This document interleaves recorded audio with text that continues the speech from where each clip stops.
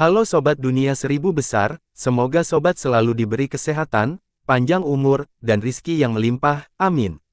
Sebelum masuk ke alur ceritanya, jangan lupa dukung channel ini ya dengan klik subscribe, like, komen, dan share, terima kasih. Mari kita lanjutkan perjalanan, Li Qiye. Ledakan, lapisan kristal hancur dan celah besar terlihat. Dentang, Chen Changsheng tidak menahan diri saat energi pedangnya menjadi luar biasa dan tak terhentikan, beberapa inci lagi akan menembusnya. Batalkan langkah, teriak-teriak di saat genting ini. Sang putri kembali dengan tenang dan mengikuti perintahnya. Riak-riak spasial muncul di sekelilingnya saat ia melakukan teknik gerakan, bergeser dengan kecepatan ekstrim ke samping dan memperoleh keuntungan posisi. Ledakan, serangan Changsheng menembus tanah dan meninggalkan kawah besar. Debu dan puing-puing beterbangan di mana-mana. Naga kosong, leluhur itu segera memberikan petunjuk lain. Para pangeran membentuk mudra naga, menguasai ruang dan Grendao. Artefak rodanya berputar dan mengumpulkan ruang di telapak tangan. Mati, dia kemudian melepaskan mudra. Raungan naga terdengar saat ruang di sekitarnya berubah menjadi naga besar yang menerjang lawannya. Bahwa, Changsheng tidak takut sedikit pun. Dia melompat maju dengan sinar pedang yang mengamuk dan menyanyikan pujian yang terus-menerus. Teknik tersebut menarik momentum berbagai afinitas dan menggabungkannya menjadi satu. Gemuruh, daerah itu berguncang hebat akibat pertukaran suara. Tera yang mengambang, perintah leluhur Void saat Changsheng sedang sibuk menghadapi serangan naga itu. Sang putri melantunkan mantra dan menciptakan naga dari tanah di bawah Changsheng, memerintahkan mereka untuk menyerang. Ia dijepit oleh naga-naga tersebut dan bereaksi dengan kekakuan pedang ke bawah, meningkatkan radius energi pedang. Ledakan, dia terlambat setengah ketukan. Seekor naga bumi menyerangnya dan membuatnya terpental sambil kedap darah. Void leluhur jelas berpengalaman dalam pertempuran. Bimbingannya memungkinkan sang putri untuk menyalahkan keadaan. Changsheng terluka parah setelah pukulan itu dan membutuhkan beberapa detik untuk mendapatkan kembali keseimbangannya. Penahanan kekosongan, leluhur itu tidak ingin memberikan waktu untuk beristirahat. Sang putri tampak memiliki sepasang sayap dengan bantuan kupu-kupu. Bersinar terang seperti dua roda cahaya. Ia membentuk mudra sambil melantunkan mantra.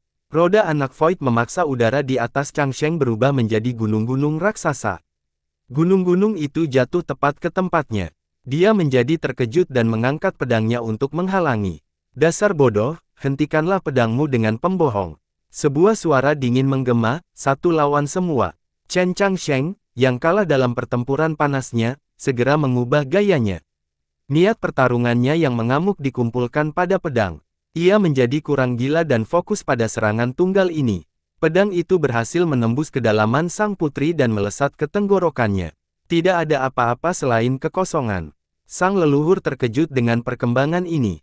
Ia mendalaminya menjadi ribuan gambar yang tersembunyi di dalamnya. Menjadi sulit untuk menemukan dirinya yang sebenarnya.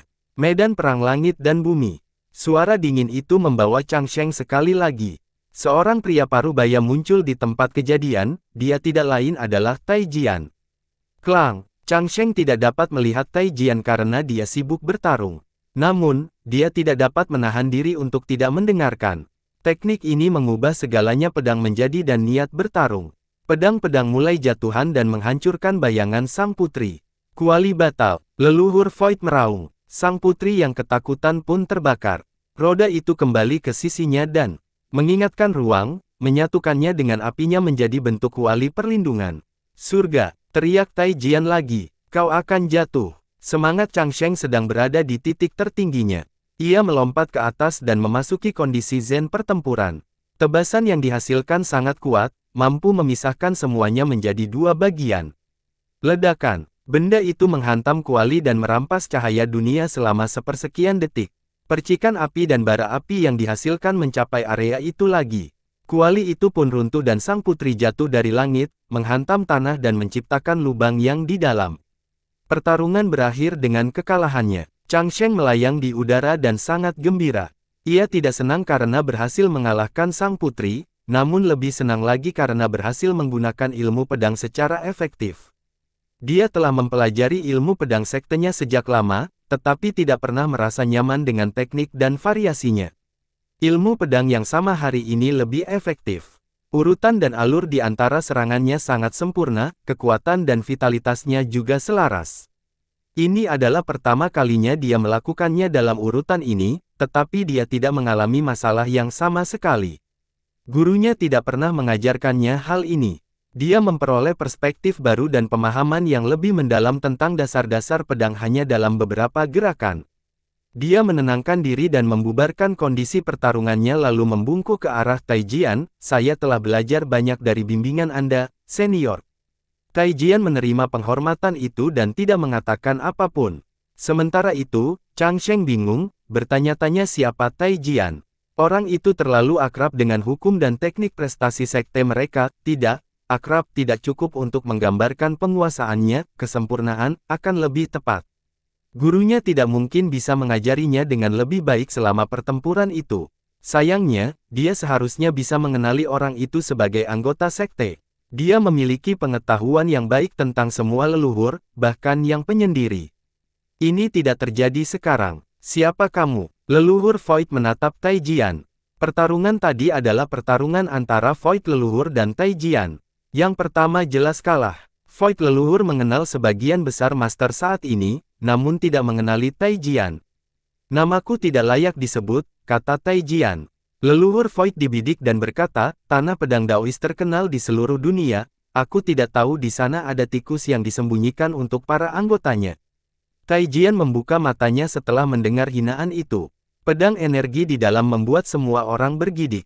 Void leluhur merasa seolah-olah ada sesuatu yang baru saja mengenai dada. Dia meraung dan memasuki posisi bertahan, diselimuti oleh cahaya. Bahkan Air Tracer Vajra tidak akan berani mengatakan hal ini tentang Daoist Sword Ground. Taijian tiba-tiba menjadi tenang dan berkata, leluhur Void dan anggota Ninewell menjadi takut karena Taijian terlalu kuat. Tatapannya saja sudah sangat menekan, yang berarti mengisyaratkannya setidaknya satu tingkat lebih tinggi dari mereka. Air Tracer Vajra adalah leluhur mereka yang lebih kuat, anggota 5 penguasa. Hanya sedikit yang berani menyebut gelarnya dengan santai. Sebagian besar orang akan menyebutnya sebagai senior, dan tidak menunjukkan apapun selain rasa hormat. Taijian, di sisi lain, berbicara seolah-olah mereka berada di level yang sama. Leluhur Void memikirkan kemungkinan-kemungkinannya. Mereka yang berani berbicara tentang 5 penguasa seperti ini dapat dihitung dengan jari. Sayangnya, dia tidak memiliki jawaban untuk identitas Taijian. Chen Changsheng mengalami kesulitan yang sama. Dia tahu bahwa Taijian entah bagaimana terkait dengan sektenya. Namun, satu-satunya lawannya adalah leluhur terkuat mereka, Dewa Perang. Sayangnya, dia yakin bahwa Taijian bukanlah Dewa Perang. Ledakan, puing-puing beterbangan di mana-mana saat sang putri keluar dari lubang. Ia tampak dalam kondisi terserap dengan gaunnya yang robek dan berdarah di banyak tempat. Ia juga menderita luka dalam, tidak lagi tampak cantik dan seanggun sebelumnya. Izinkan aku mengumumkan pemenang pertarungan ini, Chen Changsheng. Li Qiye berkata dengan tenang. Diam, sang putri yang malu berteriak dengan marah. Kalah dari Chen Changsheng sungguh-sungguh mengedipkan mata pada seseorang yang sombong dan anggun seperti dirinya. Meskipun dia adalah anggota dari 10 ahli pedang, dia sebelumnya percaya bahwa hanya anggota peringkat atas seperti Abyss Sion yang bisa menjadi lawannya. Bagaimanapun, dia memiliki akses ke Voidwell, sebuah rahasia dari kitab suci surgawi.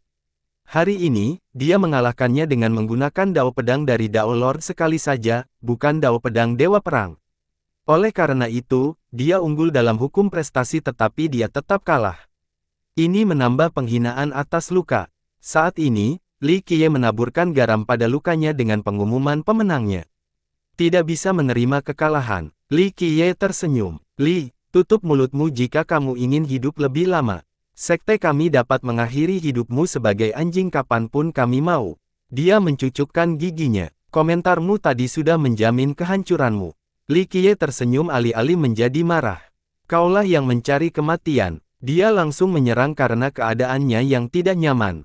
Berdengung, dia memanipulasi ruang dan artefak roda muncul di depan Li Qiye. Sayangnya, roda itu berhenti berputar tepat sebelum memenggal kepalanya. Entah bagaimana, Li Qiye berhasil mencengkeram tenggorokannya dan melumpuhkannya.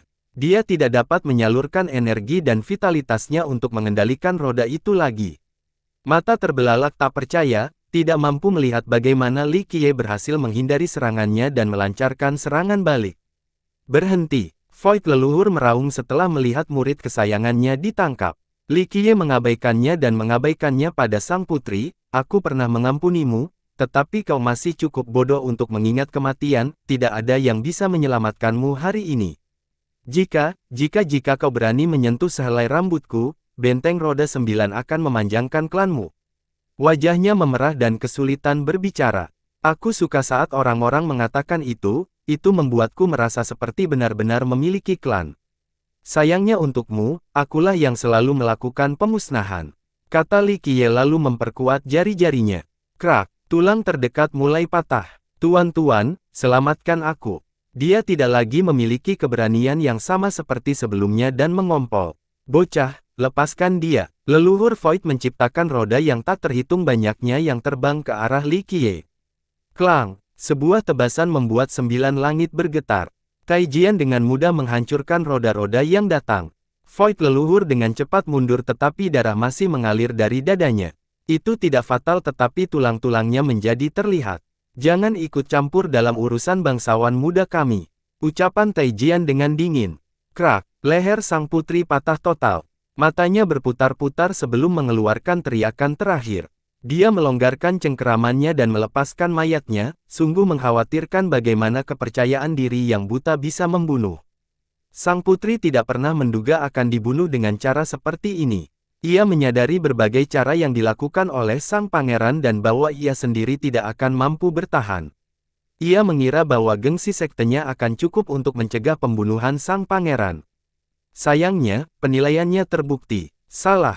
Kau, Void leluhur dan para ahli lainnya menatap tajam ke arah Li Qiye. Ini adalah pernyataan perang yang gamblang. Li Qiye terkekeh dan melambai pada mereka.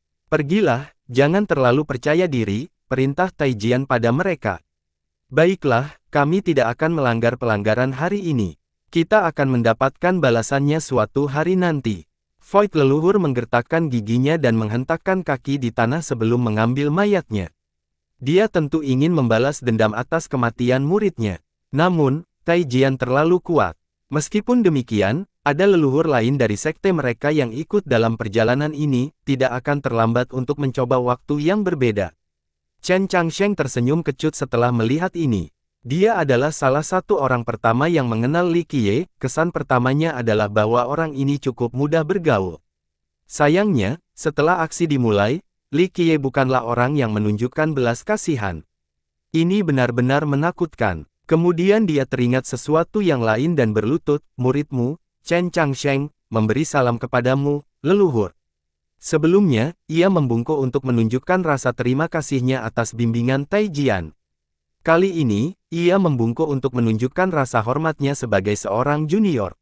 Ling Jian telah melakukan pekerjaan yang buruk dalam mengajarmu, sehingga menghambat kemajuanmu. Kata Tai Jian datar, Ling Jian adalah guru Changsheng dan salah satu dari 6 master sekte. Semua ini karena kecerdasanku yang rendah, tidak mampu mempelajari lebih dari 10% dari apa yang guru ajarkan padaku.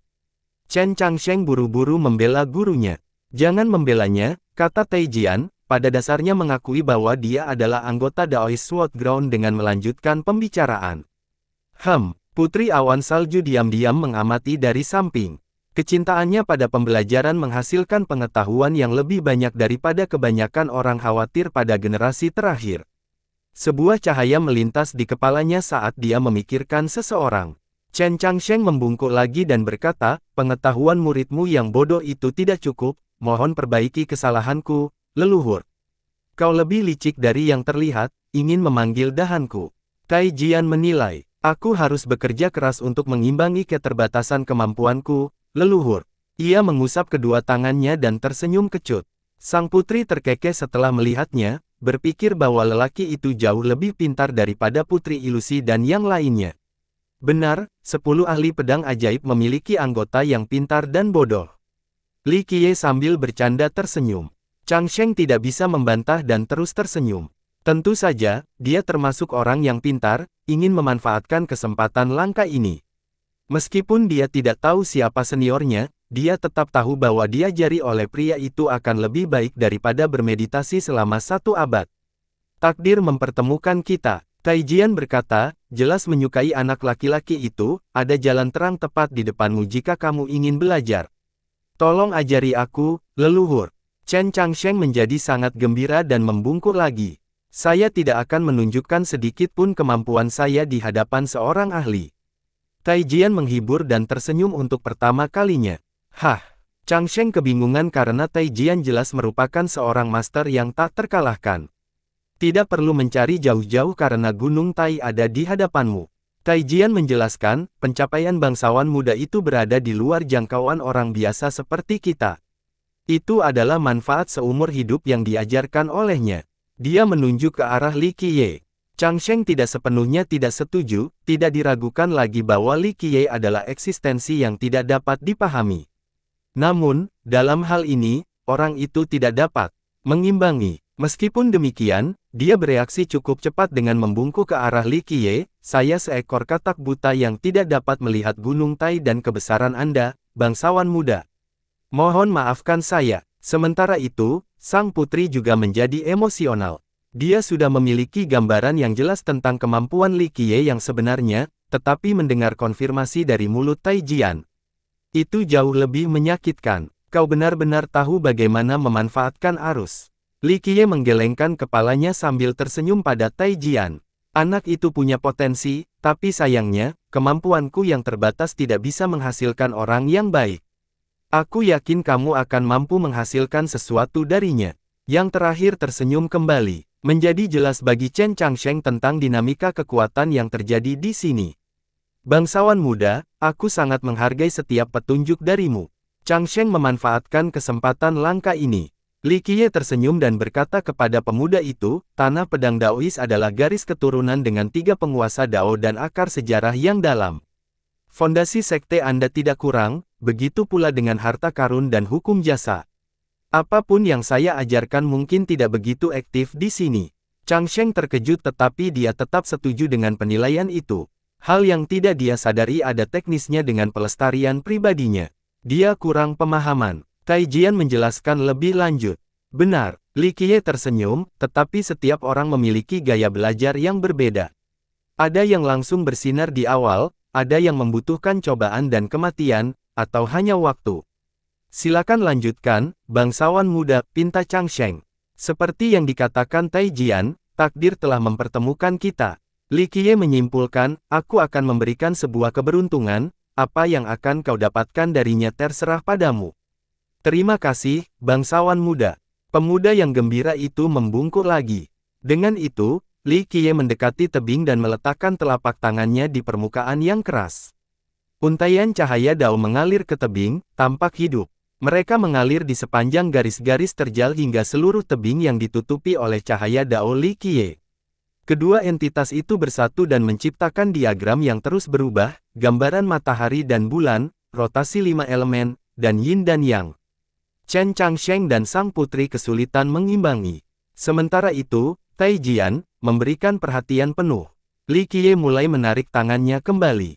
Berderit, rupanya ada beberapa lapisan di bawah bagian luar tebing. Mereka mulai menarik keluar dan tampak seperti potongan-potongan puzzle. Ia mulai menggeser potongan-potongan individu dengan kecepatan yang sangat tinggi hingga ia memperoleh hasil yang diinginkan. Apakah ini masih pedang yang kejam? Changsheng tidak membayangkan betapa rumitnya itu. Awalnya, dia menyadari ada yang aneh di tempat ini. Dia tidak sempat memeriksanya karena Wave Splitter. Kenyataannya, bahkan tanpa keterlibatan Wave Splitter dan Illusory Princess, dia tetap tidak akan belajar apapun. Hal ini juga berlaku bagi Snowcloud Princess yang terpelajar. Kembali ke bentuk aslinya, Taijian mengerti apa yang sedang terjadi. Ambil kembali. Bentuk akhir tebing itu memiliki platform Dao yang menonjol keluar dari tepinya seperti pohon. Ini kuburannya, tanya Changsheng. Teruslah menonton. Li Qiye tersenyum. Di seberang kuburan, istana naga telah terbang dan menarik perhatian semua orang. Para penggarap mengikuti tepat di belakang, berharap agar benda itu mendarat. Ledakan. Istana itu tiba-tiba berhenti. Apakah sudah mendarat? Penonton menjadi gembira. Tiba-tiba, ledakan lain datang dan istana menjadi cemerlang. Istana itu berputar dan terbang ke arah Li Qiye. Teruslah maju, teriakan seorang pakar, pasti akan segera mendarat. Seorang leluhur berspekulasi. Mungkin, temannya, seorang tetua tinggi, menjawab, ini agak tidak terduga, pasti ada alasannya. Bagaimanapun juga, ini adalah kesempatan kita untuk masuk, kata sang leluhur. Lebih mudah diucapkan daripada dilakukan, tetapi setidaknya begitu berhasil, kita akan benar-benar memiliki peluang untuk bertarung, meskipun peluangnya hanya 1 dari 1.000.000. Jawab yang lain, ledakan. Bumi berputar saat istana terbang itu menghantam tebing. Platform yang ada sangat cocok dengan bentuk istana, yang berfungsi sebagai fondasinya. Keseluruhannya tampak seperti mereka memang ditakdirkan untuk satu sama lain, bahwa ini adalah bentuk asli mereka. Istana Naga, Chen Changsheng dan Putri Awan Salju tercengang. Meskipun dia siap melihat sesuatu yang menakjubkan dari Li Qiye, dia tidak menyangka itu adalah sebuah hal yang sangat mendalam. Dia tersenyum kecut, berpikir bahwa itu memang mengesankan. Di sana, yang lain sudah menyusul pada titik ini. Mereka fokus pada istana dan tidak memperhatikan kelompok Li Qiye. Akhirnya mendarat. Berita tentang penyebarannya menyebar ke seluruh wilayah. Orang-orang segera berbondong-bondong datang karena ada potensi keberuntungan di sana setelah kejanggalan. Ini adalah kesempatan terbaik kita untuk masuk. Lingkungan sekitar dipenuhi oleh para pembudidaya. Saya sudah diberi tahu bahwa pedang naga suci mungkin ada di sana. Semua orang bersemangat untuk mencobanya. Berderit. Suara berderit yang mirip dengan pintu gerbang yang terbuka terdengar. Kenyataannya, itu adalah naga raksasa yang melingkari istana, bukan gerbang. Tentu saja, ini bukanlah naga hidup. Naga itu terbuat dari bahan-bahan yang tidak diketahui dan hukum-hukum tertinggi, sehingga tampak hidup dan bersemangat. Aura naganya mengalir keluar dalam gelombang yang deras. Istana itu terbuat dari emas dan batu giok, tampak megah dan mahal. Begitu juga dengan naga itu. Hanya saja emas biasa tidak dapat menciptakan sesuatu yang semegah ini. Naga itu perlahan melingkari istana seolah-olah sedang berpatroli. Bolehkah kita benar-benar masuk? Seorang yang khawatir pada naga itu. Sebaiknya dicoba saja. Seorang tetangga generasi terakhir berteriak dan melompat maju seperti burung bangau yang menggelegar, meninggalkan jejak terang dalam perjalanannya. Begitu dia sudah cukup dekat, naga itu meraung dan melepaskan aura naga penghancurnya. Bam! Ia terdorong mundur oleh aura itu dan terbanting ke tanah, hampir hancur lebur karena cobaan itu, tidak seorang pun tahu apakah ia masih hidup atau tidak. Kuat sekali. Yang lain terkejut setelah melihat ini. Giliranku. Salah seorang tidak gentar dan memanggil harta karun yang menyemburkan lahar tak berujung ke arah naga raksasa itu. Naga itu dengan mudah mengalahkan gelombang lava itu dengan satu cakar. Penyerangnya pun tidak bisa menghindar dan terkena serangan itu. Dia berubah menjadi pasta daging setelah berteriak sekali. Bagaimana caranya kita bisa melewati naga itu? Para penonton bertanya-tanya. Saya rasa tidak ada seorang pun yang dapat mengalahkannya jika menghadapi 1 lawan 1. Salah satu anggota berspekulasi. Naga itu tiba-tiba membuka mulutnya dan menggigit sesuatu di udara pada saat ragu-ragu ini. Seorang tetangga yang sedang bersembunyi berteriak. Ruang berfluktuasi sedikit sebelum dia ditelan oleh naga itu. Ternyata seorang yang kuat ingin mencoba mengkonfirmasi melewati naga itu. Sayangnya, usahanya tidak berhasil. Kita harus menerapkan dan menyerang bersama, mengalihkan perhatiannya dan beberapa orang akan bisa masuk. Seorang leluhur punya ide ini. Orang-orang di sekitar sepakat dan mulai membentuk kelompok untuk tujuan ini. Pasukan ini mencakup beberapa ratus petani. Mereka menyebar dan mengelilingi istana. Maju. Mereka saling bertukar pandang dan sang pemimpin memberi aba-aba. Semua orang melompat sambil memanggil harta karun mereka. Terjadinya keras terjadi pagoda, kuali terang, kata-kata surgawi, tongkat perkasa. Naga itu menyerang dari segala arah. Cahaya dan api berwarna-warni menerangi langit. Berbagai hukum menari-nari seperti ular pembohong. Mereka berharap dapat mengalihkan perhatian naga itu dengan serangan ini dan menghentikan reaksi terhadap gangguan mereka. Sang naga meraung dan mencambuk ekornya dengan tenaga yang kuat. Harta karun yang terkena ekornya meledak seketika.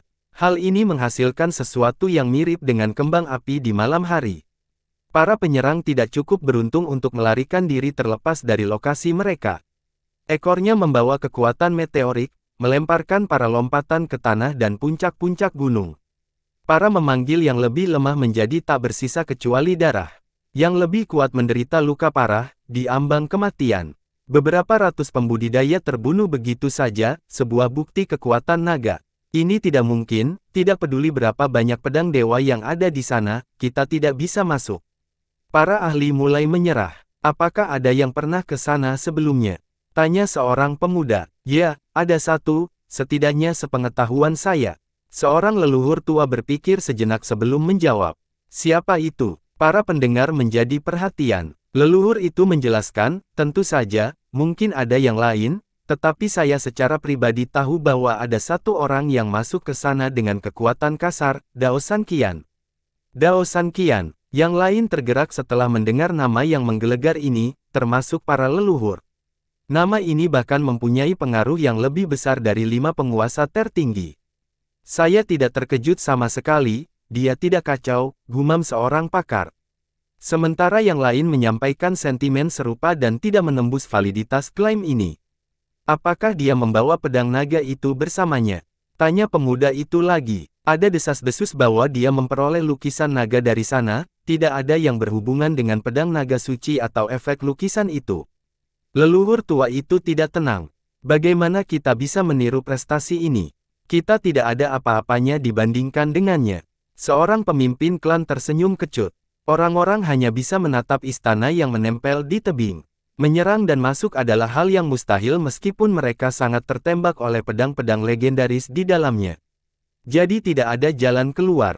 Percakapan pun dimulai. Seseorang menyarankan agar semua orang bekerja sama, kita harus bekerja sama untuk mengalahkan naga ini terlebih dahulu, semua orang baru bisa masuk ke dalam. Setelah itu, kita akan menggunakan kemampuan kita sendiri untuk mendapatkan hadiah di dalamnya. Itu tidak adil. Orang-orang mungkin mengorbankan nyawa mereka hanya demi beberapa orang demi mendapatkan pedang suci. Mayoritas akan menjadi pion yang dikorbankan. Kata orang lain, sejak kapan keadilan menjadi hal yang penting? Jika memang demikian, maka semua orang bisa menjadi penguasa Dao. Seorang tokoh besar tidak setuju. Saya rasa itu bukan ide yang buruk. Pakar lain berkata, saya lebih takut orang-orang menahan diri, hanya ingin memanfaatkan situasi. Tidak bisa melakukan ini, tidak bisa melakukan itu, lalu kenapa kita ada di sini? Lebih baik tinggal di rumah bersama istri dan anak-anak. Yang lain di dalamnya, setiap orang punya pikiran dan agendanya sendiri. Jadi, tidak ada keputusan yang diambil. Master Sektesi, apakah Anda punya pendapat tentang masalah ini? Seorang Master Klan bertanya kepada Si Yingsui. Kehadirannya memanjakan mata. Ia menarik sekaligus berwibawa. Keanggunan bawaannya membuat orang lain tidak berpikiran kotor. Dia adalah Master Sekte Persenjataan, salah satu dari 6 raja. Kekuatan dan statusnya tidak dapat diragukan lagi. Oleh karena itu, orang-orang pun tenang dan menunggu arahannya. Mereka membutuhkan seorang pemimpin untuk melancarkan serangan terhadap Istana Naga ini. Ia menjadi kandidat utama. Aku di sini hanya untuk menonton. Dia tersenyum dan berkata, aku yakin Santo Pedang akan punya ide yang lebih baik. Gemuruh. Begitu dia selesai, orang-orang mendengar ledakan keras dan sinar yang berasal dari kereta di jarak jauh. Tampaknya matahari sedang mendekat. Santo Pedang 9 matahari. Akhirnya yang lain tidak menyadarinya. Seorang pria parubaya keluar dari kereta. Dia berambut pirang dan tampak gagah dan bersemangat, jelas seorang pujaan hati di masa mudanya. Dia menyerupai Dewa Matahari dengan sifat keilahian bawaan. Saya tidak tahu kalau orang suci itu begitu tampan. Yang lain terkejut dan terpesona oleh penampilan luarnya. Banyak juga yang merasa iri. Ada banyak anak muda berbakat yang tampan di sana. Sayangnya, tidak ada satupun yang sebanding dengannya, baik dari segi aura maupun gaya. Beberapa melibatkan wanita jatuh cinta saat melihat pertarungan. Dia adalah orang paling tampan di dunia saat dia masih muda. Seorang tetangga generasi terakhir tertawa. Ya, dia dan Tera Sword Sein ada di sana. Seorang tetua setuju. Orang suci pedang 9 matahari jauh lebih tampan. Seseorang yang pernah melihat orang suci pedang Tera di Danau Mimpi Awan berkata, tidak ada yang bisa menandinginya saat ini. Ini bukanlah masalah ketika seseorang cantik Sein pedang 9 matahari. Tera Sword Sein tidak kalah, hanya berbeda. Komentar seorang jagoan. Kedua orang suci itu merupakan pemimpin kelompoknya masing-masing dan sangat dihormati oleh masyarakat. Pesona Terra Sword Sein lebih kalem sementara Nine Sun Sword Sein memukau seperti gelarnya. Meskipun mereka terdaftar sebagai sederajat, Terra Sword Sein sebenarnya jauh lebih tua. Karena keduanya terkenal, banyak yang sering membandingkan keduanya. Mereka tidak mempunyai banyak kesamaan karena para wali biasanya tidak menonjolkan diri dan tidak suka pamer. Sein Pedang Sembilan Matahari memandang sekeliling, tatapan yang tajam terasa dingin. Kerumunan orang merasa terintimidasi karena reputasinya telah mendahuluinya. Dia menatap istana naga dalam diam. Sementara itu, semua orang menunggu dengan napas tertahan. Menjadi sangat jelas bahwa mereka memandangnya sebagai seorang pemimpin dan akan mematuhi perintahnya. Master Sektesi, apakah ada sesuatu yang ingin kau katakan? Dia mengalihkan pandangannya dan bertanya pada Si Yingsui. Kau terlalu menganggapku hebat, Sword Sein. Aku tidak sebanding dengan istana ini, tetapi jika kau membutuhkan bantuanku, aku akan berusaha sebaik mungkin. Dia menggelengkan kepalanya. Benar, kita berdua tidak bisa menghancurkannya. Kata orang suci pedang itu, jika kamu tertarik, kami bisa mengundang penguasa lembah api dan saudara Terra juga. Penonton langsung bersemangat dan tidak sabar. Jika master-master lain ini datang, maka mereka akan menjadi kekuatan yang harus diperhitungkan. Peluang keberhasilan menjadi jauh lebih tinggi. Tentu saja, hanya pihak yang berwenang seperti Sein Pedang Sembilan Matahari dan Si Yingsui yang memiliki status untuk mengajukan permintaan ini. Kedalamannya sungguh menggiurkan, kata Si Yingsui dengan nada sentimental. Ada cukup banyak ketidakseimbangan di sini yang setara dengan risikonya. Beri jalan, beri jalan. Seorang pria menuntut banyak orang untuk memberi jalan. Tentu saja, mereka benar-benar mendengarkan. Itu Li Qiye. Yang lain terkejut melihatnya. Seluruh dunia kini mengetahui namanya, entah itu reputasinya sebagai orang terkaya di dunia atau sebagai pencipta keajaiban. Penyihir itu ada di sini, bisik seorang pakar. Dia juga menginginkan pedang naga suci. Seorang yang berteman dengan tua yang akrab dengan Li Qiye menjadi terkejut. Saya benar-benar yakin dia bisa melakukannya. Seorang tokoh besar terkekeh setelah melihatnya. Apakah dia sehebat itu? Seorang junior yang tidak tahu apa-apa bertanya, sang pedang suci sendiri mengatakan dia tidak bisa melakukannya sendiri, bukankah Li Qiye hanya orang kaya baru? Dia bisa merekrut lebih banyak penguasa surgawi, tetapi apakah itu cukup? Uang bukan maha kuasa, tetapi Li Qiye maha kuasa, tidak ada yang bisa memprediksinya. Jawab orang penting itu. Meskipun demikian, sebagian besar masih meragukan kemampuan Li Qiye untuk menghancurkan istana ini. Akan menyenangkan jika dia ada di sini, kita akan mendapatkan pertunjukan yang bagus. Seorang penonton sama sekali tidak peduli dengan hal ini. Dia hanya tahu bahwa ini akan menghibur. Bangsawan muda, apakah kamu ingin memasuki istana naga? Si Yingsui datang dan bertanya pada Li Qiye. Aku tidak tertarik. Li Qiye tersenyum dan menepuk bahu Chen Changsheng, tapi bocah ini tidak jahat, aku di sini untuk memberi keberuntungan. Si Yingsui mengerti bahwa Chen Changsheng cukup beruntung karena mendapat kasih sayang baik dari Li Qiye. Para mengobrol saling bertukar pandang setelah mendengar jawaban Li Qiye. Mereka menunggu dia melakukan sesuatu yang ajaib terhadap istana ini. Namun, dia hanya ingin membawa Chen Changsheng dan bukan dirinya sendiri. Apakah dia mengira istana naga adalah rumahnya? Bahwa dia bisa membawa orang masuk dan keluar kapan saja? Seorang pemuda tetap skeptis. Saya sebenarnya yakin dia bisa masuk, tapi membiarkan orang lain masuk. Penyelesaiannya jauh lebih tinggi. Jawab seorang ahli. Aku percaya padanya dan ilmu sihir dunia lain miliknya. Yang lain sangat percaya pada Li Qiye. Bagaimana dia akan melakukannya? Metode uang jatuh. Komentar salah satu leluhur. Itu mungkin saja, dia memiliki penguasaan mutlak atas teknik itu, selama dia memiliki cukup banyak, dia akan mampu menerobos masuk. Seorang raja kuno berkata, bagaimanapun, kekuatan konon teknik ini hanya dibatasi oleh uang. Berapa banyak yang dia butuhkan? 30.000 Dao Tuan Giok. Menurut pendapatku, yang terendah adalah 3 juta. Yang tertinggi seharusnya 30 juta.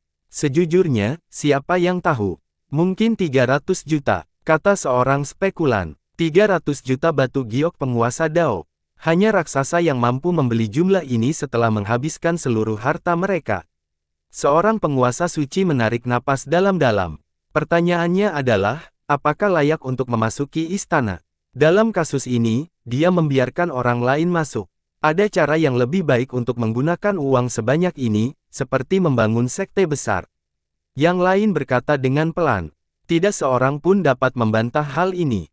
Meskipun mereka tahu bahwa Li Qiye sangat kaya dan mampu membayar sejumlah ini, mereka berpikir bahwa tidak ada gunanya membawa orang lain ke istana. Selain itu, dia dapat langsung membeli senjata Daolor dengan uang itu. Faktanya, apalagi orang luar, sebuah sekte pun tidak akan menghabiskan uang sebanyak itu hanya untuk memberi izin masuk ke istana bagi pengikutnya sendiri.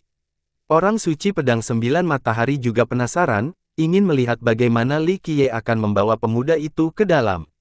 Dia tahu bahwa dengan kekuatan, mustahil untuk mengandalkan kekuatan kejam.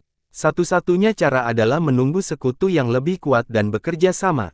Menurutnya, keberhasilan Li Qiye dalam kasus ini adalah sebuah keajaiban. Dia pernah mendengar tentang tindakan Li Qiye sebelumnya, jadi dia benar-benar berpikir serius. Setelah terinfeksi, dia tidak dapat menemukan apapun selain paparan langsung. Sayangnya, Li Qiye sepertinya tidak bersiap menghadapi serangan. Pria itu tampak seolah-olah ini bukan masalah besar sepanjang bertanya membuka pintu. Hal mistis itu hanya menambah antisipasinya. Sementara itu, Li Qiye tidak peduli dengan komentar mereka. Dia tersenyum dan bertanya kepada Chen Changsheng, apakah kamu siap? Benar, Tuan Muda. Changsheng menarik napas dalam-dalam dan mengangguk dengan sungguh-sungguh. Li Qiye kemudian berjalan santai menuju istana dengan Changsheng tepat di belakangnya. Semua mata tertuju pada keduanya, ingin melihat apa yang akan dilakukan Li Qiye untuk menyelesaikan masalah sulit ini. Xi Yingsui dan Putri Awan Salju merasakan hal yang sama. Mereka telah menyaksikan gaya jahat Li Qiye sebelumnya dan sangat percaya padanya. Meskipun demikian, mereka tidak dapat membayangkan bagaimana dia akan melewati naga besar itu. Berderit, naga melingkar itu berhenti dan menatap Li Qiye, mengeluarkan teriakan pelan alih-alih mengaum. Baiklah, aku akan mulai. Li Qiye mengusulkan dan berkata pada Changsheng. Ya, bangsawan muda, aku. Changsheng awalnya merasa tegang namun memutuskan untuk melanjutkannya. Dia tidak dapat menyelesaikan kalimatnya sebelum mendapati dirinya berputar di udara. Li Qiye telah memahami pemahaman kakinya dan mengangkatnya. Suara mendesing, suara mendesing, suara mendesing. Li Qiye memutarnya berulang kali seolah-olah dia adalah kincir angin. Kecepatan putarannya terus meningkat hingga orang-orang tidak dapat melihatnya lagi, hanya angin puyuh. Aku mau muntah. Suara Changsheng hampir tak terdengar karena kecepatan putarannya.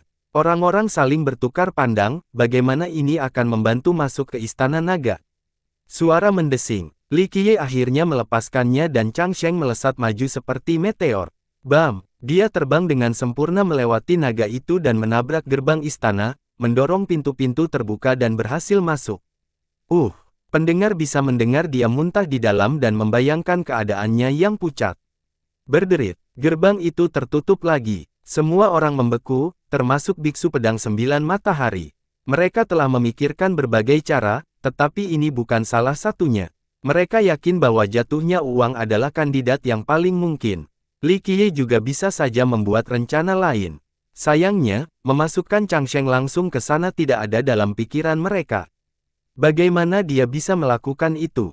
Para pembudidaya menerima kenyataan yang mustahil ini karena mereka menyaksikannya sendiri. Sihir saja tidak cukup untuk menggambarkan kemampuan bocah ini.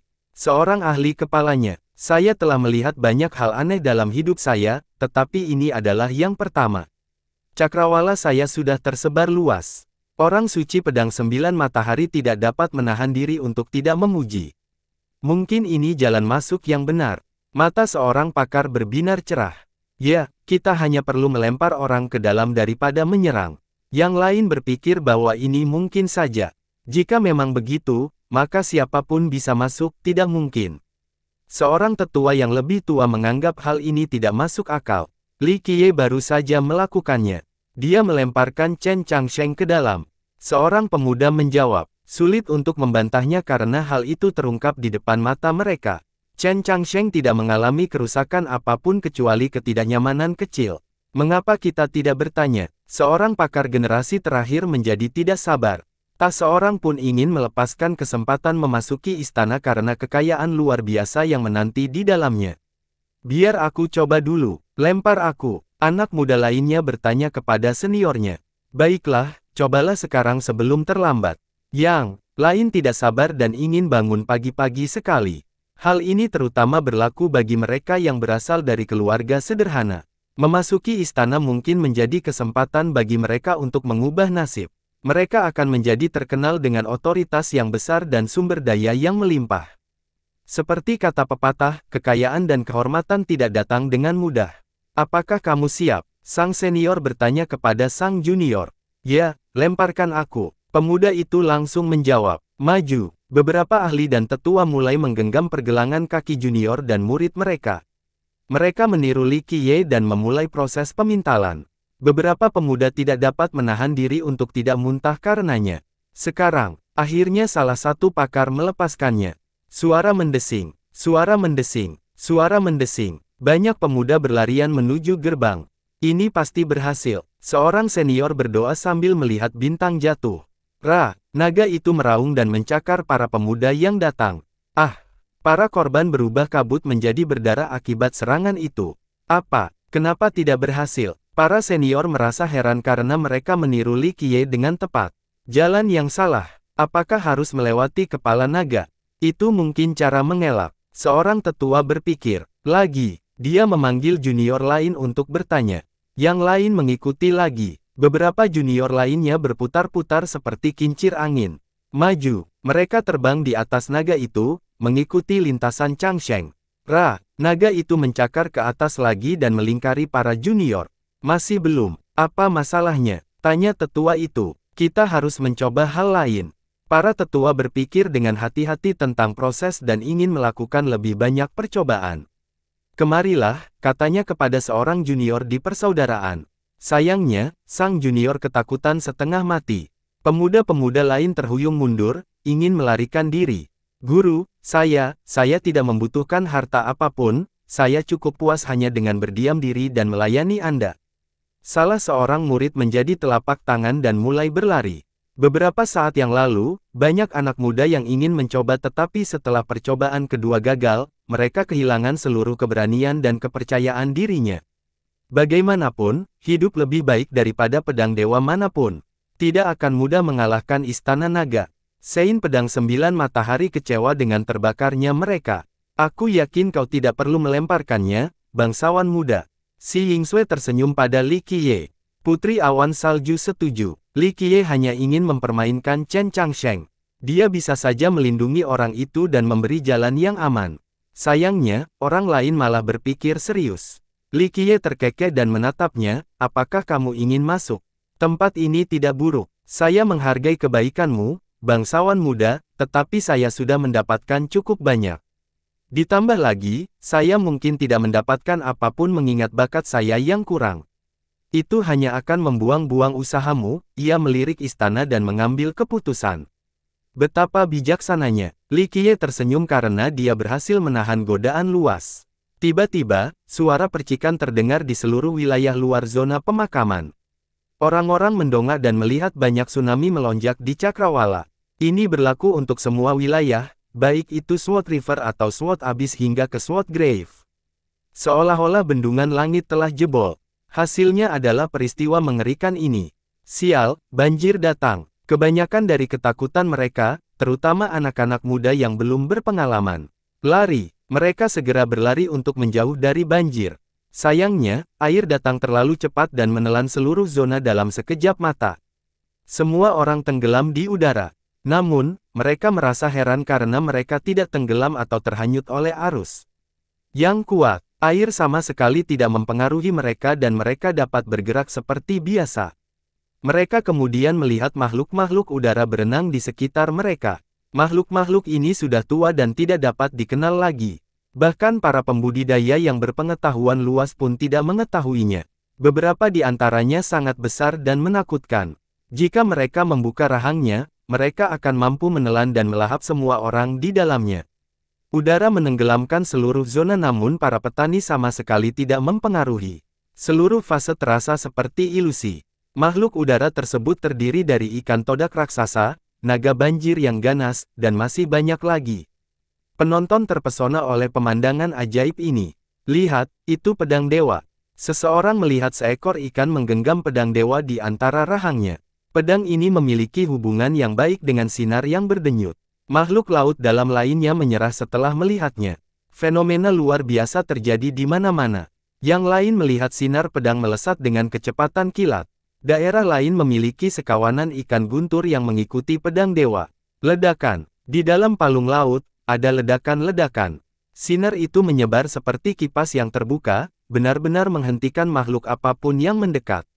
Terkena pancaran itu berarti kematian yang pasti. Di atas permukaan, ledakan yang memekakkan telinga menciptakan gelombang pasang. Banyak matahari terlihat terbit di atas. Masing-masing mengandung pedang surya. Memiliki kesembilannya berarti memiliki kekuatan yang luar biasa. Singkatnya, para penonton melihat hal-hal menakjubkan di mana-mana di lautan dan mulai berfantasi tentang kemungkinan-kemungkinannya. Beberapa orang mengulurkan tangan untuk mengambil pedang dewa tetapi gagal meraih apapun. Tiba-tiba, air surut dengan cepat datangnya. Daerah itu menjadi kering dan normal seperti sebelumnya. Apa-apaan, semuanya sudah hilang. Orang-orang melihat sekeliling dan tidak melihat tanda-tanda udara. Tampaknya olah tidak terjadi apa-apa. Menawarkan seseorang memberitahuku apa yang sedang terjadi. Seorang pemuda melihat sekeliling dengan bingung. Itu yang kedua, Sword Ocean. Seorang ahli menjelaskan, makam kedua yang misterius itu muncul kali ini, tidak seperti kejadian sebelumnya. Aneh sekali, seorang leluhur memuji. Apakah ini pertanda sesuatu? Gumam yang lain, ledakan. Fenomena lain segera terjadi. Langit mulai berguncang saat sinar lain merobek struktur spasial dan meninggalkan bekas luka yang tak terhapuskan. Kecepatannya mengerikan dan kehancurannya membuatnya tampak seperti ada monster yang melintas. Pedang dewa yang tiada taraf. Seorang jagoan besar menyadari bahwa pedang itu menuju ke wilayah terdalam. Bekas luka yang panjang itu menyerupai sungai waktu. Namun, alirannya sejuta kali lebih cepat daripada aliran waktu yang sebenarnya. Ini adalah tontonan yang benar-benar luar biasa. Apakah kalian tahu apa itu? Seorang bertanya kepada kelompok itu. Tidak begitu yakin, itu pasti pedang dewa. Nenek moyang di antara mereka tidak bisa dilihat dengan jelas. Ya, itu adalah pedang, tapi tidak terlihat sesuatu seperti kuburan. Dari mana asalnya? Seorang leluhur perkasa dari dinasti kuno memiliki ekspresi serius. Zona pemakaman pedang adalah wilayah pedang, tetapi seseorang berani mengambil tindakan di sini. Pasti sangat kuat. Leluhur ketiga menambahkan, tidak butuh waktu lama sebelum semua orang membicarakan masalah ini. Ada pertunjukan yang menyenangkan. Li Qiye meliriknya dan tersenyum. Ledakan. Sebuah kekuatan tiba-tiba menyapu area tersebut dan menekan semua keberadaan. Para pembudidaya yang lemah lemas, tidak mampu berdiri. Rasanya seperti gunung-gunung menekan bahu mereka dan mematahkan tulang belakang. Mereka sangat kuat, banyak yang terkagum dan membeku. Mereka melihat sesosok-sosok melintasi wilayah itu dan langsung mencapai bagian terdalam zona itu. Siapa dia? Semuanya terjadi terlalu cepat. Sosok itu berhasil melewati sungai dan memasuki kuali dalam sekejap mata. Yang lain merasa tidak berarti seperti serangga di hadapan makhluk luar biasa ini. Itu pasti salah satu dari 5 penguasa tertinggi. Seorang leluhur menarik napas dalam-dalam. Kau yakin? Orang-orang tercengang. Siapa dia? Ini menjadi pertanyaan berikutnya karena tidak ada yang melihat dengan jelas petani baru itu. Apa yang sebenarnya terjadi kali ini? Mengapa mereka juga ada di sini? Seorang raja kuno bertanya-tanya. Kelima penguasa itu jarang muncul di benua pedang. Kemunculan zona pemakaman pedang tentu saja belum cukup untuk memaksa mereka keluar. Bagaimanapun, senjata tingkat penguasa Dao tidak dapat menggoda mereka karena sekte mereka memiliki beberapa senjata. Mereka tidak akan menyia-nyiakan masa hidup mereka untuk tujuan ini. Jadi, ini berarti ada sesuatu di tingkat atas yang terjadi di sini, di zona pemakaman. Berita akhirnya datang dan menjawab pertanyaan mereka. Kuburan kedua berhasil sampai di Sword Cauldron. Semua orang langsung mendengar hal ini. Lautan. Kupikir itu hanya terbatas di wilayah luar. Seorang pemuda menjadi bingung. Kuburan kedua adalah yang paling misterius dan sulit ditemukan dari semuanya. Meskipun kemungkinan besar berada di pemakaman, kuburan itu juga bisa muncul lebih dalam. Setidaknya hanya di kuali. Kita punya peluang lebih baik untuk masuk ke sekarang. Jika dia muncul di Sword World, maka tidak ada peluang terlepas dari udara yang membuatnya lebih mudah atau tidak. Seorang jagoan menjadi senang. Memang, ini hal yang baik. Sword World terlalu membatasi bagi siapapun di luar Dao Lord atau karakter seperti Five Overlord. Kata seorang leluhur kuno, ayo kita pergi ke Kuali, mungkin kita bisa mendapatkan sesuatu. Banyak orang mulai meninggalkan kuburan menuju Kuala Pedang. Itu kuburan kedua, saya yakin pedang apapun di sana pasti menakjubkan, kata seorang pakar di sepanjang jalan. Sebelumnya, Kuali itu bukanlah tujuan wisata yang populer karena bahaya yang mengintai di sana. Namun, lautan telah muncul dan menelan kawasan tersebut. Hal ini membuat tempat itu lebih aman daripada Sword Grave. Sein Pedang Sembilan Matahari merasakan urgensi yang sama. Ia mengucapkan selamat tinggal sebelum pergi. Namun, tujuannya bukanlah Kuali melainkan sinar pedang tadi. Kami juga akan pergi. Li Qiye tersenyum dan berjalan menuju Sword Cauldron. Saya harap Anda tidak keberatan jika saya ikut, bangsawan muda. Si Yingsue mengikuti Li Qiye dan berjalan di samping Putri Awan Salju. Dari segi status, Si Yingsue adalah sang putri senior. Namun, dia sepertinya tidak keberatan saat ini. Begitu mereka sampai di perbatasan, mereka melihat antrean panjang orang menunggu. Kuali adalah wilayah keempat, jauh lebih menyeramkan daripada 3 wilayah pertama. Ada perbedaan yang jelas juga. Pedang dan harta karun dewa tersebar di 3 wilayah pertama. Hal ini tidak terjadi di dunia yang dipenuhi warna merah ini. Medan megah seperti pegunungan masih tersisa. Namun, tidak ada kehidupan yang tersisa karena adanya cairan panas. Itu menyerupai lava atau logam cair, tetapi bukan keduanya. Di permukaannya terdapat lapisan berwarna pucat, tampak seperti karat atau darah beku dengan bau samar. Apapun cairan ini, ia tidak mengikuti cetakannya. Biasanya, udara akan mengalir dari tempat yang tinggi ke tempat yang rendah. Semua ini tidak berlaku di sini. Alirannya kacau dan tidak logis. Misalnya, udara mengalir dari dasar tebing ke puncak. Yang lain menampilkan gunung dan bukit seolah ingin mencari jalan keluar dari daerah ini. Jadi, semua arus yang berbeda ini tampak hidup dan peka. Beberapa orang percaya bahwa tempat ini digunakan untuk merayakan ribuan dan ribuan pedang dewa, oleh karena itu disebut demikian. Udara yang menyerupai lava itu adalah logam-logam yang tak dikenal direduksi menjadi cairan. Sedangkan lapisan abu, itu bisa jadi adalah pengorbanan yang tak terhitung jumlahnya, daging, dan nyawa mereka digunakan untuk menciptakan pedang-pedang dewa. Mungkin kematian adalah alasan di balik udara yang tampak seperti makhluk hidup. Mereka mencoba melarikan diri dari Kuali seperti hantu yang tersesat. Para pengunjung yang pertama kali melihatnya akan merinding setelahnya. Ini seperti neraka, kata seorang pemuda. Tidak ada yang berbahaya di depan mata, tetapi hanya suasananya saja yang membuat penonton terintimidasi. Mereka seperti mendengar ratapan yang keluar dari cairan merah, meratakan nasib buruk mereka. Entahlah, seorang ahli tersenyum kecut. Mereka semua mengalami perasaan yang sama saat kunjungan pertama mereka. Ini adalah salah satu alasan mengapa orang-orang menghindari tempat ini, tidak ada pedang suci yang tersedia selain pengalaman traumatis. Tentu saja, lautan membuat perjalanan ini berbeda dari yang lain. Suara mendesing, suara mendesing, suara mendesing. Pedang-pedang raksasa tiba-tiba terbang keluar dari cairan merah. Pedang-pedang itu bening dan transparan, terbuat dari udara dan semuanya berbau laut. Pedang-pedang itu tidak menguap meskipun bersentuhan dengan cairan merah itu. Ini adalah perahu pedang dari Sword Ocean. Mulailah cara kita masuk. Seorang senior memberi tahu murid-muridnya. Orang-orang mulai menaiki perahu. Sebagian memilih menyendiri sementara yang lain membentuk tim. Karena jumlah perahu dan petani terbatas, dorong-dorongan dan pertarungan pun tak dapat dielakkan. Beberapa orang tidak cukup berhati-hati dan secara tidak sengaja jatuh ke dalam kuali. Mereka menjerit kesakitan saat tenggelam, seolah-olah ditarik ke bawah oleh tangan-tangan tak terlihat. Biasanya, tenggelam dan terjebak adalah hal yang mustahil bagi para mengingat kekuatan mereka.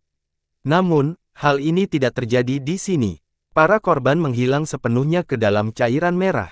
Para penonton menjadi lebih berhati-hati setelah melihat ini. Mereka yang menaiki perahu pedang diberi jalan aman melintasi cairan merah.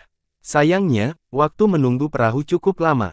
Beberapa ahli kehilangan kesabaran dan memanggil harta perlindungan mereka, ingin mengikuti perahu tersebut. Puff! Salah satu dari mereka terbang di udara tetapi langsung dirobohkan oleh kobaran api yang muncul entah dari mana. Baik dia maupun harta bendanya hancur menjadi abu. Yang lain berhasil terbang lebih jauh. Saat dia terbang di atas jurang, sesuatu berkelebat dari bawah. Sesuatu itu menyerupai lidah yang panjang dan melingkarinya, menariknya ke bawah. Teriakannya pun terdengar kemudian. Satu orang lagi terkena sinar merah yang menembus dahinya saat ia mencoba terbang melewati gunung. Ia langsung mati tanpa mengeluarkan suara, mayatnya jatuh terlentang ke dalam cairan. Sumber sinar merah itu tidak diketahui karena tidak ada apapun di gunung itu. Aku tidak mau pergi lagi, persetan dengan ini. Mereka yang ingin melewatkan perahu dengan cepat berubah pikiran dan mundur. Cobalah ini saat kau seorang Dao Lord. Bahkan 5 penguasa tertinggi tidak akan berani bertualang di sini. Seorang leluhur tertawa, tempat ini hanya berada di urutan kedua dalam hal bahaya bagi dunia pedang. Hanya kematian yang menanti mereka yang lebih-lebihkan diri mereka sendiri. Lebih banyak perahu pedang muncul di perbatasan dan kelompok Li Qiye melompat ke salah satunya, membiarkan mereka menuju lautan. Tidak ada yang mencoba menghentikan mereka karena Li Qiye sudah dikenal sebagai monster saat itu. Selain itu, kedua wanita yang menemaninya juga mampu. Ditambah lagi, mereka yang memenuhi syarat untuk mengecewakan akan lebih mudah menaiki kapal lainnya, tidak perlu repot-repot dengan Li Qiye. Awalnya, para pengendara merasa gelisah saat melewati kuali berbahaya itu. Segala sesuatu yang tidak terduga dapat mengakibatkan kematian yang mengerikan. Anehnya, tidak terjadi apa-apa pada mereka yang berada di perahu pedang. Bahaya menganggap mereka tidak ada. Setelah beberapa saat di jalan, mereka akhirnya menghela nafas lega, menyadari betapa amannya itu. Percikan, begitu mereka sampai jauh ke dalam kuali, mereka mendengar deburan ombak dan melihat sesuatu yang menakjubkan. Udara laut naik dari rendah ke tinggi ke langit, tampak seperti ribuan kuda yang berlari kencang. Ini adalah pemandangan yang belum pernah terjadi sebelumnya bagi mereka. Itu datang tanpa peringatan atau sumber. Ombak mulai naik tanpa alasan yang jelas. Aneh sekali, banyak orang yang tercengang melihat pemandangan ini. Lautan besar di langit bukanlah hal yang aneh di dunia mereka. Namun, masih ada pola dan tatanan yang mengikuti akal sehat. Ini tidak terjadi di sini. Ombak akhirnya membawa mereka ke laut pedang yang menunggu di atas. Pedang perahu menyatu dengan udara di sini dan menghilang dari pandangan setelah memberi mereka jalan yang aman.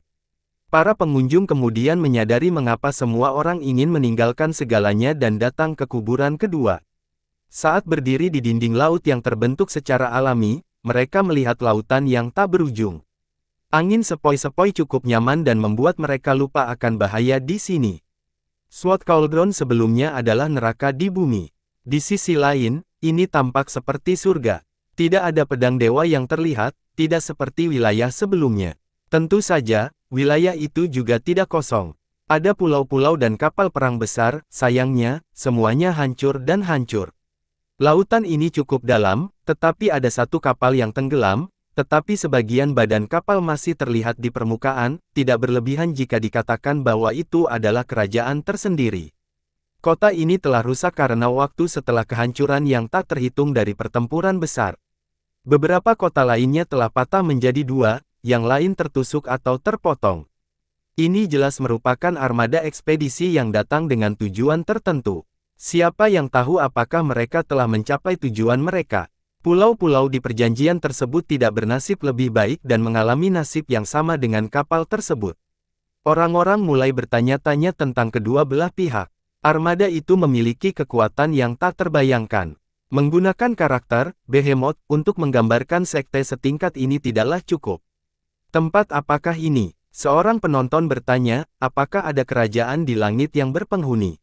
Ini mungkin pernah terjadi karena daerah itu tidak tampak seperti tanah kematian. Mungkin perang yang mengerikan akhirnya menghancurkan kerajaan ini. Itu mungkin hanya medan perang sejak dahulu kala. Seorang pakar generasi terakhir berspekulasi, mungkin penguasa Dao atau bahkan kaisar kuno memimpin ekspedisi ke sini. Dari kelihatannya, seluruh armada hancur. Bagaimanapun juga, pertempuran di sini pasti sangat dahsyat dan menghancurkan segalanya. Komentar seorang leluhur, kita harus segera berangkat. Kita sudah terlambat karena sekte-sekte besar sudah memasuki lautan ini sejak lama. Mereka mungkin sudah memiliki pedang abadi. Seorang tetua agung menyadari sesuatu dan berhenti melihat sekeliling.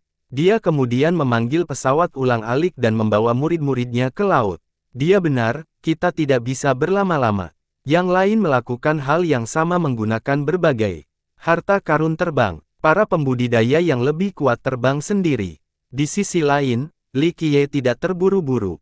Sambil berjalan di atas udara, ia memejamkan mata, menarik napas dalam-dalam, dan menikmati angin laut. Beberapa saat kemudian, ia mengambil segenggam air lalu membiarkannya meresap melalui jari-jarinya. Ia tersenyum dan berkata, "Di sini. Kalian berdua, pergilah melihat-lihat, mungkin kalian akan menemukan sesuatu yang bagus." Ia kemudian menyekat tangannya dan berkata kepada teman-temannya, "Bagaimana kabarmu, bangsawan muda?" Tanya Putri Awan Salju. "Aku harus pergi ke suatu tempat." Dia menatap ke kejauhan. Keduanya tidak mengungkit dan mulai menunggangi ombak. Bersambung.